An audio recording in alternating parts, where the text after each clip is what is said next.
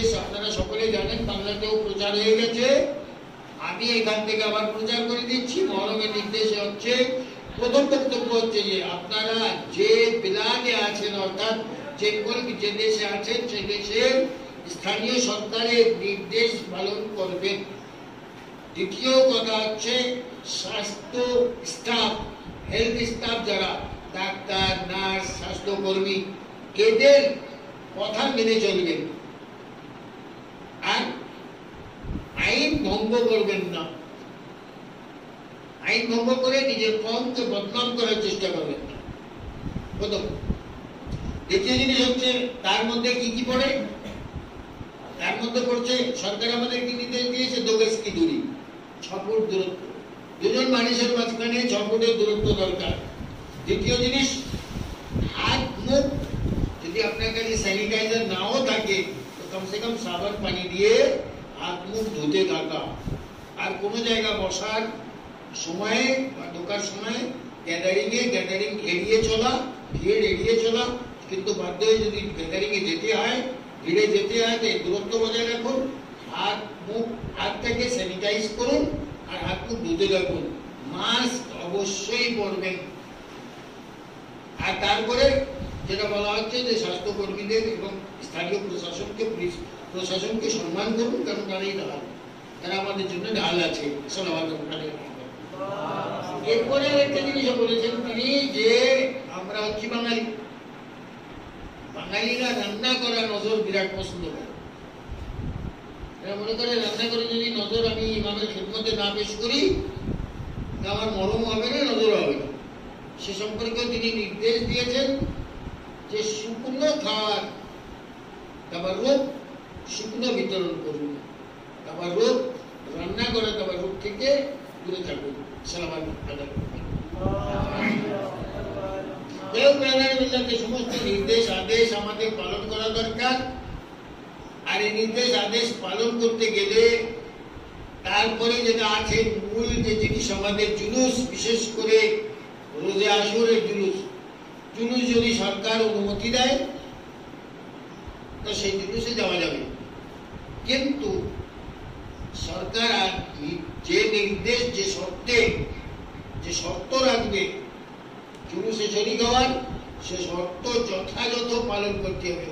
Mask, hand gloves, sanitiser, গ্লাভসের ভিতরে powder ইত্যাদি, মাথার ক্যাপ ইত্যাদি, এই যাবতীয় জিনিস নিয়ে 6 ফুটের দূরত্ব বজায় রেখে তারপরে জুলুসে যাওয়ার যদি অনুমতি দেয় তো জুলুসে যাওয়া হবে। অনুমতি না দেয় তো কিছু করার নেই, আমরা স্থানীয়ভাবে গ্রামে গ্রামে নিজের কাজ শেষ করবো। এবং আপনি যে হাদিস আপনার সামনে, বিশেষ করে আমি আমার মহরমের মওযু, মহরমের বিষয়বস্তু শুরু করিনি, আমি 3টে মজলিস পড়ছি, একটা দুটো তৃতীয় মজলিস আজকে। যাই হোক, আমি সব জায়গায় 2 জায়গায় সেম পড়ে এসেছি, আপনাদের এখানেও সেই মজলিসই পড়বো এবং আপনার সামনে সেই হাদিস পেশ করেছি, ওয়াসিয়ত পেশ করেছি। সালাওয়াত অর্থাৎ আমি ওয়াসিয়ত করছি তোমরা আল্লাহকে ভয় করো, আল্লাহর জন্য তাকওয়া ইখতিয়ার করো। তাকওয়া কি আছে? তাকওয়া অর্থাৎ এক কথায় যদি বর্ণনা করা যায়, ডেফিনিশন অফ তাকওয়া, তাকওয়ার পরিচিতি কি আছে তাকওয়ার? তাকওয়া অর্থাৎ আল্লাহর আদেশ মানতে থাকো, আল্লাহর নিষেধ থেকে বিরত থাকো। সালাওয়াত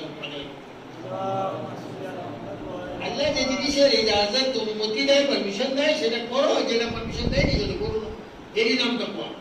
তার মধ্যে নামাজও আসবে, রোজাও আসবে, হজও আসবে, যাকাতও আসবে, সমস্ত ইবাদাত ইলাহিয়া যেটা আল্লাহর জন্য করা হয় বা যেটা জনসমাজের জন্য ইবাদত হয়। জনসমাজের ইবাদত কি আছে? রাস্তা আছে একটা, সরকারের রাস্তা, আমরা বলি সরকারের রাস্তা। সরকারটা কি? For the public, by the public, of the public. জনসাধারণ আছে তো সরকার আছে। এই যে রাস্তা আছে, এই রাস্তা আপনি দেখলেন রাস্তার এক জায়গায় 2-4খানা ঢিল ইট পড়ে আছে, যার থেকে সাইকেলও পড়ে যেতে পারে, মোটরসাইকেলও পড়ে যেতে পারে, বা কোনো মানুষও টক্কর খেয়ে পড়তে পারে। আপনি কি করলেন? সেখান থেকে ইটগুলো সরিয়ে সাইড করে দিলেন। এক জায়গায় গর্ত ছিল, সেখানে 1 ঝুড়ি মাটি দিয়ে দিলেন, বা রাবিশ যদি জোগাড় করতে পারলেন তো সেখানে দিয়ে দিলেন। এটা কি হলো, দেখে তো মনে হলো যে দুনিয়ার কাজ, কিন্তু বেহতরিন ইবাদতের মধ্যে পড়ে মানুষকে সাহায্য করা। এটা মানুষকে সাহায্য করা হলো, এবং ওখানে শুধু শিয়া যাবে না, শুধু মুসলমান যাবে না, শুধু হিন্দু যাবে না, মানুষ যাবে সেখানে। এই যে কাজ, এই যাবতীয় কাজ যেটা সমাজের কাজে আছে, ছোট উদাহরণ দিলাম, এই যাবতীয় কাজ করাও বেহতরিন ইবাদত। চাহে আপনি ওই ইবাদত করুন, আর চাহে আল্লাহর জন্য আপনি নামাজ পড়ুন, রোজা রাখুন, ইত্যাদি ইত্যাদি, এই সমস্ত ইবাদত আল্লাহর জন্য হয়। তো আমরা মনে করি না ওটা আল্লাহর জন্য নেই, ওটাও আল্লাহর জন্যই ইবাদত আছে, কিন্তু ওখানেও শর্ত আছে, আল্লাহর আদেশ সালাওয়াত মুহাম্মদ আলাইহি। যেমন উদাহরণ দেই আপনাকে, রাস্তায় গর্ত দেখলেন, আপনি কি করলেন, পাশের বাড়ি যে উঠোন, সেই উঠোন থেকে দু চার কোদাল, দু চার ঝুড়ি মাটি তুলে নিলেন, এনে ঢেলে দিলেন, ওখানে বন্ধ করে দিলেন। যে বেচারা লোকটা ছিল তার উঠোন খোলা হয়ে গেল, প্লাস তার কাছ থেকে পারমিশনও দেওয়া হলো। তো এটা আবার জায়েজ নয়। এটা যদি করেন, আল্লাহর মত নেই, এতে আল্লাহর মত নেই, গুনাহ হবে। আল্লাহর মত আছে, সওয়াব হবে। সালাওয়াত আল্লাহর মত মতো কাজ করুন, সেটা সওয়াব হবে, সেটাও তাকওয়া। আল্লাহর মত নেই, সেটা থেকে বিরত থাকুন, ছাড়ুন, সেটাও তাকওয়া, সেটাও ইবাদত। আপনি শুধু এটা মনে করবেন না যে আপনি নামাজ পড়লেই সওয়াব পাবেন, নামাজ পড়লেও সওয়াব পাবেন, আর মিথ্যা ত্যাগ করলেও সওয়াব পাবেন। এই বিধি নিষেধ গুলো আমাদের মানার প্রয়োজন আছে, এবং এটাই আসল পরীক্ষা আছে। দেখুন, এটাই আসল পরীক্ষা আছে। আমাদের মধ্যে অনেক কোয়ালিটির রাজাদার পাওয়া যায়। এক কোয়ালিটির রাজাদার আছে যারা মেন রোডে না ওঠা পর্যন্ত জিন্দির মারে না, মেন রোডে না ওঠা পর্যন্ত মাধ্যমের জোর হয় না, মাইক না দিলে নহা পড়তে পারে না। হ্যাঁ, এরকম রাজাদারও আছে। বা লোক দেখানো পরিবেশ পরিস্থিতি সৃষ্টি না হতে তার হাতও খোলে না, মনও খোলে না। সেটা হচ্ছে লোক দেখানো ইবাদত, লোক দেখানো আজাদারি। এবছর আপনাকে যদি বলা হয় যে আপনাকে বেরোনো যাবে, যেটা উত্তরপ্রদেশ হয়েছে, জুলুস বেরোবে না, তো আপনাকে তো এখানে ইবাদত করতে হবে।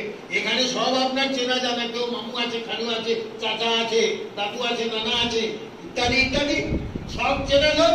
এদের সামনে আপনি কি দেখাবেন? ভঙ্গি দেখাবার কোনো প্রশ্ন নেই। অতএব আপনি যেটুকু করবেন সেটুকু ইমানের জন্য করবেন, যেটুকু বিবি সৈয়দার জন্য করবেন, সেটুকু রাসূলের খোদার জন্য করবেন। সালাওয়াত মুহাম্মদ আলাইহি। এবং এই আজাদারি তো চেয়েছেন তারা, আজাদারির জন্য, আজাদারি ইমামে হোসেনের জন্য। আচ্ছা বলুন তো, আমি যদি লোকের বাগান থেকে আম পেড়ে এনে ইমাম হোসেনের আজাদারদের খাওয়াই, আমি তো আজাদারের সেবা করলাম, আজাদারি হবে? সালাওয়াত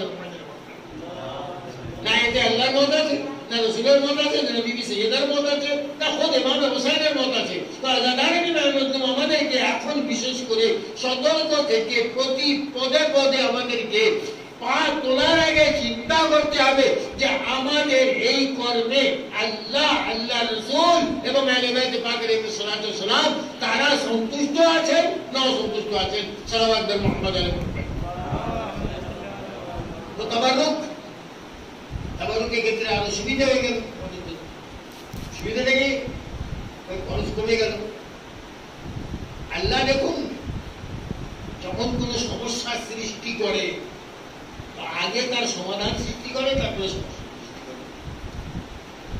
ধরুন আপনার এই করোনা কালে আজাদারি করতে গিয়ে অনেকগুলো খরচ বেড়ে গেল, মাস্কের খরচ বেড়ে গেল, গ্লাভসের খরচ বেড়ে গেল, স্যানিটাইজারের খরচ বেড়ে গেল, চেয়ার জন্য এনে মজলিস করতে হয়, মনে হচ্ছে 2-4 দিন পরে সেটাও হবে।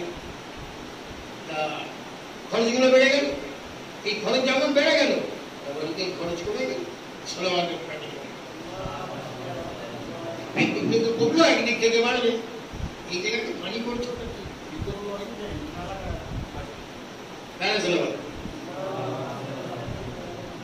তাহলে আজাদারি পরীক্ষা আছে। এবার এবছর আজাদারি পরীক্ষা দিতে হবে। একটা উদাহরণ দেই, খুলুসের আজাদারি, খুলুসের ইবাদত। ফজরের নামাজ 2 রাকাত ওয়াজিব, পড়লে সওয়াব, না পড়লে আযাব। যোহরের নামাজ 4 রাকাত ওয়াজিব, পড়লে সওয়াব, না পড়লে আযাব। আসর 4 রাকাত, পড়লে সওয়াব, না পড়লে আযাব। মাগরিব 3 রাকাত, পড়লে সওয়াব, না পড়লে আযাব। ইশার 4 রাকাত, পড়লে সওয়াব, না পড়লে আযাব। কিন্তু তারপরে আর বাকি যে নামাজগুলো আছে সেগুলো পড়লে খুব বেশি সওয়াব, না পড়লে কোনো কৈফিয়ত তলব করা হবে না, কোনো আযাব নেই। যেরকম ফজরের নামাজের আগে 2 রাকাত নাফিলা পড়া, যোহরের আগে 8 রাকাত নাফিলা পড়া, আসরের আগে 8 রাকাত নাফিলা পড়া, মাগরিবের পরে 4 রাকাত নাফিলা পড়া, ইশার পরে 2 রাকাত বসে নাফিলা পড়া, মাঝ রাত্রের পরে নামাজে তাহাজ্জুদ 8 রাকাত পড়া, 2 রাকাত নামাজে শিফা পড়া, 1 রাকাত নামাজে ফিতর পড়া। এই যে বাকি নামাজগুলো, বলুন ফজরে 2 রাকাত সুন্নাত, যোহরে 8 রাকাত সুন্নাত, তাহলে কি হলো? নাফিলা বলা হলো, 8 2 10, আসরের 8 10 8 18, মাগরিবের 4 22, তারপরে ইশার 2 22 আর 2 24, আর ওদিকে 11, তাহলে কত হলো? 24 আর 11 35। কিন্তু সুন্নাত নামাজ হচ্ছে 34 রাকাত। 34 রাকাত কেন? বসে যখন আপনি 2 রাকাত পড়বেন সেটা 1 রাকাত গণ্য হবে। ইশার পরে সেটা বলা হয়েছে যে 2 রাকাত বসে পড়ো, সেটা 1 রাকাত গণ্য হবে। অতএব এখানে 34 আর 17 ওয়াজিব। হযরত ইমাম জাফর সাদিক আলাইহিস সালাতু ওয়াস সালাম তিনি শিয়াদের পরিচয় বলেছেন, শিয়াদের নিশানি, শিয়াদের আইডেন্টিটি, শিয়াদের পরিচয়, শিয়াদের চিহ্ন বলেছেন তিনি। তার মধ্যে বলেছেন আংটি ডান হাতে পড়ে 51 রাকাত নামাজ পড়ে ডেইলি। আর আমাদের মতো শিয়ারা তো শুধু 17রই তৌফিক নেই, 17ই প্রয়োজন মনে করে না, ওয়াজিব যেটা সেটাই প্রয়োজন মনে করে না। অথচ মওলায়ে কায়নাত সরকারে সাদিকে আলে মোহাম্মদ ইমাম জাফর সাদিক আলাইহিস সালাতু ওয়াস সালাম তিনি বললেন যে মুমিন শিয়া, শিয়ার চিহ্ন, তার নিদর্শন কি বলেছেন? বলছেন 51 রাকাত নামাজ পড়ে। তো মেলায় মিল্লাত ওয়াজিব নামাজ 17 রাকাত, সুন্নাত নামাজ 34 রাকাত। তো এই ওয়াজিব আর সুন্নাত মিলে 51 রাকাত। এই 51 রাকাতের মধ্যে যদি 34 না পড়া হয় কোনো অসুবিধা নেই, কেউ প্রশ্ন করবে না, বুঝলে আমার। কিন্তু 17 বারবার প্রশ্ন করা হবে, বারবার প্রশ্ন করা হবে, কেন পড়েনি? এবং আফজাল পড়ছি যে নামাজ, প্রথম যে জিনিস প্রশ্ন করা হবে নামাজ। নামাজ যদি থাকে আর নামাজ যদি কবুল হয়ে যায় তো পরওয়ারদিগার সমস্ত আমাল কবুল করে নেবে। সালাওয়াত মুহাম্মদ আলাইহি। আমি যেটা বলতে যাচ্ছিলাম আজাদারির সঙ্গে তুলনা করে বাস খাতি করবো, বেশি সময় আপনাদের নেবো না আজকে। সালাওয়াত আরেকটা,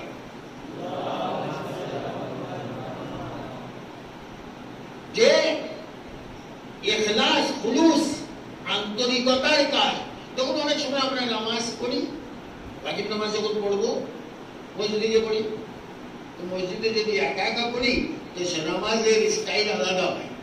কেউ যদি না থাকে সেই সময় মসজিদে তার স্টাইল ভঙ্গি আলাদা, আর সেই সময় মসজিদে যদি 2-4 জন থাকে তার ভঙ্গি স্টাইল আলাদা হয়ে যাবে। অনেক সময় দেখানো হয় যে আমি দেখো কতটা পুরুষ মুখস্থ আছে, অনেক সময় দেখাবার এইটা জেগে ওঠে আমি বড় বড় সূরা মুখস্থ জানি, অনেক সময় আমি মুনাজাত ভালো করি, তাসবিহ ভালো পাঠ করি ইত্যাদি প্রকাশ করার ইচ্ছা।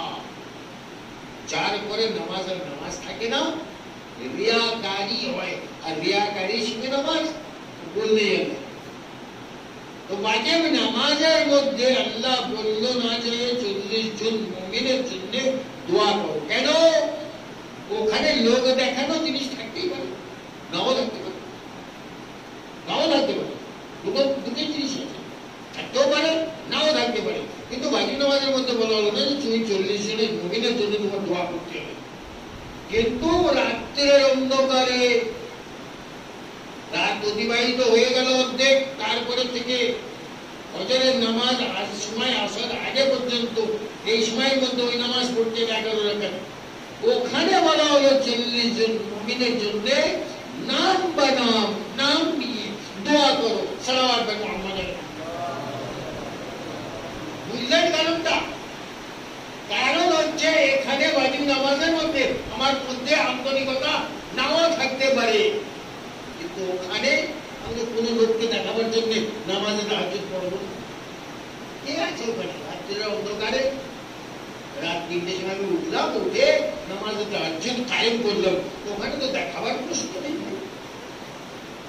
অর্থাৎ আমি যেটুকু বলবো আন্তরিকতার সঙ্গে বলবো, ইখলাস থাকবে, মন থাকবে, প্রাণ থাকবে, রূহ নামাজ পড়বে আমার।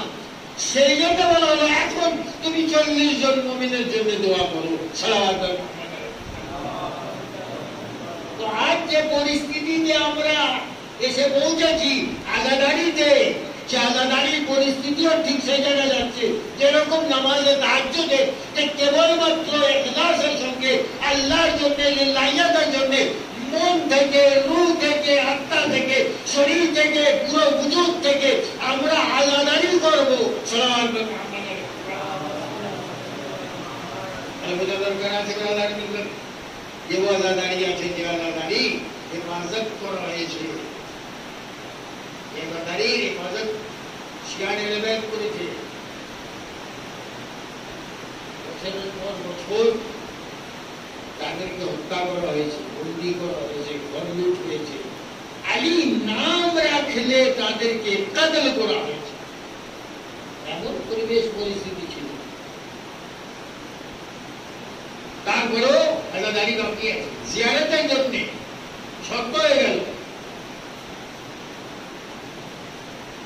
যে দুজন গেলে একজনকে হত্যা করা হবে, তাহলে দ্বিতীয় জন যাবে। জিয়ারতে মুসলিম বন্ধ হয়, এই আজাদারি বন্ধ হবে না। হ্যাঁ, আজাদারি আমরা দুনিয়ার সামনে যেরকম ভাবে করতাম হয়তো বছর সেভাবে করবো না, কিন্তু আজ আমার আজাদারি কবুল হওয়ার চান্সেস অনেক বেশি। কেন আমার পুরো শরীর, অন্তর, শ্বাস প্রশ্বাস, নাফস সবকিছু আজাদারি করবে, আন্তরিকতার সঙ্গে করবে। এই জন্য আজাদারিকে হেফাজত করুন। আজাদারি ভাবি প্রজন্ম পর্যন্ত, পরবর্তী প্রজন্ম যারা আসছে তাদের পর্যন্ত আজাদারি পৌঁছে দেওয়ার দায়িত্ব আমাদের। যেরকম আমাদের পূর্বপুরুষ আমাদের পর্যন্ত পৌঁছে দিয়েছেন, এবার আমাদের পালা থেকে হেফাজত করে যথাযথ আজাদারি পৌঁছে দেওয়া। আজাদারি চলে আসছে সিনা বা সিনা, অর্থাৎ জনাবে সৈয়দুস শুহাদা ইমাম হুসাইন আলাইহিসসালামের বোন হযরতে যায়েনবে কুবরা, তিনি আজাদারি সূচনা করে আজ পর্যন্ত আজাদারি বাকি আছে, শুভ কিয়ামত পর্যন্ত বাকি থাকবে। আজ কোন তারিখ আছে? আজ ও তারিখ আছে যে তারিখকে বলা হয়, যে তারিখের মধ্যে আমরা জিকির করি কারবালার পূর্বে যে শহীদ হয়ে গেছে, শহীদে কুফা হযরত মুসলিম বিন আকিলকে স্মরণ করি। হযরত মুসলিম বিন আকিলের অবস্থা আজকাল আলহামদুলিল্লাহ ইউটিউবের মাধ্যমে বা নেটের মাধ্যমে অনেক কিছু আমাদের ছেলেমেয়েরা জ্ঞান অর্জন করে ফেলেছে, অনেক সময় দেখে, এবং এখন তো বিশেষ করে দেখবে। মুসলিম বিন আকিলকে পাঠানো হলো কখন? তখন 10,000 চিঠি ইমাম হুসাইনের কাছে কুফা থেকে আসলো। কুফার মান্যগণ্য ব্যক্তিরা চিঠি লিখতে শুরু করে দিল যে আমাদের কোনো নেতা নেই, কোনো ইমাম নেই, কোনো লেবার নেই, লিডার নেই, আপনি আসুন এবং দিন যাতে আপনার কাছ থেকে আমরা শিখি। অবশেষে ইমাম যখন আসলেন না, আবার তারা চিঠি লিখলো। কি চিঠি লিখলো? আপনি যদি না আসেন তো কাল রোজে কিয়ামত আপনার বিরুদ্ধে আপনার নানা রাসূলুল্লাহর কাছে আমরা নালিশ করব। এরপরে হযরত ইমাম হোসেন আলাইহিস সালাম হযরত মুসলিম বিন আকিলকে পাঠালেন যে যাও ওখানকার অবস্থা পর্যবেক্ষণ করো, দেখো এবং জানাও আমাকে। অবস্থা অনুকূল থাকলে আমি সেখানে যাব। হযরত মুসলিম বিন আকিল আসলেন, হাজার হাজার লোক তার হাতের উপরে বয়ান করলো জোরের সময়। কিন্তু এই মুসলিম বিন আকিল গরিবুদ্দিয়ার মুসলিম যখন মাগরিবের ইশার নামাজ পড়ে বেরিয়েছেন, মুসলিম বিন আকিলের বাইরে বেড়াতে সব ইবনে জিয়াদের ভয়েতে শুরু হয়েছে এবং পরিস্থিতি ও পরিবেশ এত দূর নির্মম হলো যে একা একা রাত্রের অন্ধকারে একজনের বাড়ির সামনে তিনি যে বসে গেলেন। বাড়ির ভিতর থেকে ভদ্র মহিলা বৃদ্ধা তিনি বেরিয়ে আসলেন। আসার পরে তাকে দেখলে যারা মুসলিম বললেন যে আমাকে একটু পানি খাওয়া পিপাসা। পানি নিয়ে আসলো, পানি খাওয়া হয়ে গেল। পানি দেওয়ার পরে হযরত মুসলিম বসে আছে। কিছুক্ষণের মধ্যে ভদ্রমহিলা বৃদ্ধা তাকে বলছে, কুফার অবস্থা খুব খারাপ। আপনি জানেন কুফার অবস্থা খুব খারাপ, আপনি বাড়ি যান, বাড়ি চলে যান, এত রাত হয়ে গেছে, বাইরে থাকবেন না, চলে যান আপনি। আমার জনাবে মুসলিম উঁচু করতে কি বলছেন, তার কোনো বাড়ি নেই, সে কোথায়? তখন প্রশ্ন করলেন, আপনি কে? আমি মদিনা থেকে এসেছি, বনি হাশিমেরা ইমাম হোসেনের ভাই, নাম শোনা মাত্র ঘরের মধ্যে নিয়ে গেলেন, তার সেবা করলেন। কিন্তু তারই সন্তান দুধ তাকে পয়সার লোভে, পুরস্কারের লোভে তাকে ধরিয়ে দেওয়ার জন্য পথ জমা। ফজরে নামাজ পড়ে যখন তিনি বেরিয়েছেন, তখন দেখেন চারিদিকে ঘর ঘিরে ফেলা হয়েছে। এই বৃদ্ধা বারবার বলতে লাগলো যে বাইরে যাবেন না, বাইরে গেলে তারা আপনাকে হতে হবে। আমার সন্তানের কাজ এই কাজ করেছে। যাই হোক, তিনি বললেন যে বনি হাশিম আমরা কখনো এটা চাইব না পর পুলিশেরা এই ঘরের মধ্যে প্রবেশ করে। এত খেয়াল ছিল মুসলিম বাইরে আসলো, তাকে ঘিরে তার উপরে তরবারের বাড়ি শুরু হয়ে গেল এবং অবশেষে তাকে একটি গর্তের মধ্যে ফেলে দিয়ে বন্দি করে আনা হলো। যখন বন্দি করে দরবারের মধ্যে আনা হলো, তখন তাকে তিনি চুপচাপ দাঁড়িয়ে আছেন। দরবারীরা যারা মোসামত করতো তারা বললো যে তুমি আমিরকে সালাম করলে না। তখন তিনি বললেন আমার কোন আমির নেই হোসেন ব্যতিরিক্ত। তারপরে তার কাছে জিজ্ঞাসা করা হলো যে তুমি তোমার আখেরি ওসিয়ত গুলো বলো। তিনি তখন বললেন যে আমার ওসিয়ত আছে তিনটে ওসিয়ত। একটা ওসিয়ত হচ্ছে যে আমি এখানে ঋণী হয়ে গিয়েছি, আমার এই জেলা তরবার বিক্রি করে আমার ঋণ শোধ করে দেওয়া মৃত্যুর পরে। দ্বিতীয়, আমার মওলা হোসেন ইবনে আলী তিনি রায়ে কুফাতে আছেন, কুফার থেকে আসছেন, তাকে আমি তাকে আসার জন্য চিঠি লিখেছি, তাকে নিষেধ করা হোক। এরপরে তিনি পানি চাইলেন, বিরাট পিপাসায় কাতর হয়ে গেছেন, যুদ্ধ করেছেন 500 লোকের সঙ্গে। তারপরে এই অবস্থায় পানি তখন তাকে দেওয়া হলো, পানি খেতে যাবেন, তার যেটা ভেঙে গিয়েছিল পড়লো, রক্ত পড়তে থাকলো, রক্তে লাল হয়ে গেল, পানি ফেলে দিল। দ্বিতীয়বার আনা হলো, একই ঘটনা ঘটলো। তারপরে যারা মুসলিম বললেন কোথায় আমার রিস্ক থেকে, আমার নসিব থেকে পানি উঠে গেছে, আমাকে পিপাসিত এটা হতে। তারপরে তাকে পিছন থেকে হাত বেঁধে দারুল আমানার ছাদের উপরে নিয়ে যাওয়া হলো, তাকে হত্যা করার জন্য নতুন পন্থা। ইসলামের মধ্যে এভাবে কাউকে এর আগে হত্যা করা হয়নি। তাকে বলা হলো যে তোমার, তারপরে তিনি বললেন আখরি ওয়াক্তে আমাকে 2 রাকাত নামাজ পড়ে নিতে দাও। নামাজ পড়লেন তিনি।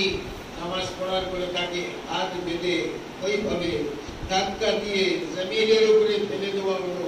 ফেলে দিয়ে তাদের স্বাদ মিটেনি। তারা এরপরে কি করলো, জনাবে মুসলিমের লাশকে ঘোড়ার পায়ের সঙ্গে ঘুরতে কুবার চারিদিকে ঘোরাতে শুরু করলো এবং মাথা দরওয়াজায় কুবার উপরে টানিয়ে দিল। এ আলা দাঁড়ানো বললো, এ অবস্থায় জনাবে মুসলিম পৃথিবী থেকে গেলেন।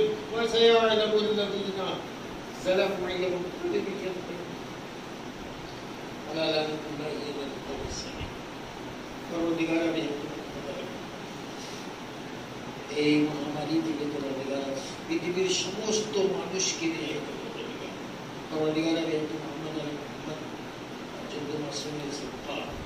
আমাদের সকলকে